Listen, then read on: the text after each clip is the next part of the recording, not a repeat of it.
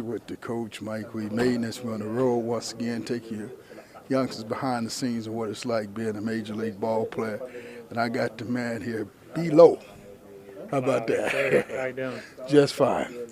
Now we're taking our youngsters behind the scenes of what it's like being a major league ball player. So what has this major league experience been like for you?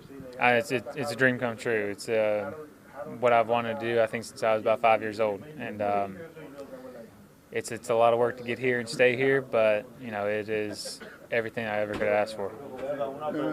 I used to coach college baseball, scouted for 5 major league teams. And kids look at you guys and they think that you get to the big leagues, get drafted, and you're in the big leagues the next day. What kind of dues do you have to pay? Oh man, it's a grind. There's a reason.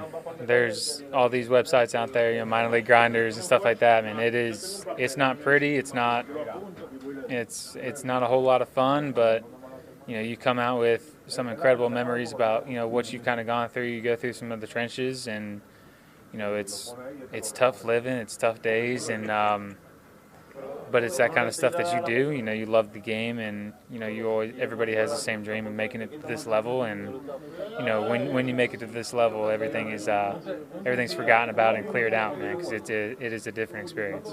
In minor leagues, you don't get no 5-star hotels. Oh no, my minor league, I lived in a 3-bedroom apartment with 6 guys, so. It's not fun. It's not pretty, but those are stories that'll live with me for the rest of my life. I think Torrey Hunter talked about peanut butter jelly sandwiches. Every day before the game, it's either that or like a hot dog, and it's not quite the nutrition plan that we have up here, but it really pushes you to see how much you really love playing this game. So you go from that to get to the big leagues, and you got a chef in here that you order your meal before what you want. It is an adjustment period, man. I got called up from AAA, and I was always one. I went in the training room after the game, ice bath, all that kind of stuff. And in the minor leagues, all the food's gone. So I'd get done. I ended up having to start, tipping our clubbies a little bit more. I'm like, hey man, plate, when the food comes out, would you make me a plate? So I have food at the end of the game. And my first day, I got called up. I did the same routine. Ice bath, did some work after the game, walked into the food room, and it was like the white rice was out. And I was like, oh man, we're out of white rice? And the guy looked at me and was like, oh, we're out, and pulled up this whole new tray and plopped it down. And I was like, oh, yeah, I made it. This is different. Yeah, it's exactly that, man. You're fighting for yourself, and you got to make sure that you take care of yourself first and foremost. I mean, you're not making great money, you're not eating the best food, but it tests you to be up here and play on this stage and get taken care of the way that we do.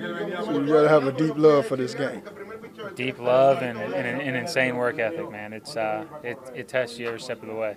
So, I've always told my guys about getting discovered. I mean, what did you do to get yourself on the maps with the scouts? Play baseball. That was the biggest thing, and I was undersized every step of the way. High school, everybody always told me you need to get bigger. Every college coach told me that you got to get bigger. Every pro scout said the same thing. And thankfully, was given a chance to go play at Maryland, and I didn't squander that chance by going out and partying and stuff like that. Man, it was every night. Yeah, I mean, you have your fun going into college. I'm not gonna tell anybody lies like that, but. I did everything I could. I put on 20 pounds when I got into college. Another 15 or 20 once I got drafted because I was still too small. So, I mean, it's just stuff like that you got to really take care of yourself and understand what you got to do. Sound like you've been hanging out with Coach. Put on that weight. All right, let me ask you these last 2 questions. I don't want to hold you too long. I mean, who were some of your mentors along the way in this game? I'd say the biggest one coming through, and he still tries to be it to this day, is my dad. My dad was a pitcher. He pitched at a D3 college in New York, and essentially just taught me everything that he hated seeing as a pitcher, and I still use a lot of that stuff today. And then my agency, Hunter Bledsoe, the group that I have with that, and they have really transformed the way that I play the game, and really helped me become a big leaguer. All right, let me ask you this last question. Every kid's dream of playing in the big leagues. You get that call as you go into the big leagues. walking in the locker room for the very first time, see your uniform hanging up. What was that feeling like? It was incredible. It was the first day of Christmas, the best day of Christmas that you could ever ask for, and probably the most nerve-wracking day that you could have asked for as well. I mean, it's you kind of had these expectations when you get called up, but don't do what I did, and don't let those expectations get too big. You know, it's the same game you know and love, and just get up and play your game. Coach, shake you behind the scenes with the man. Appreciate it. Absolutely. Thanks a lot.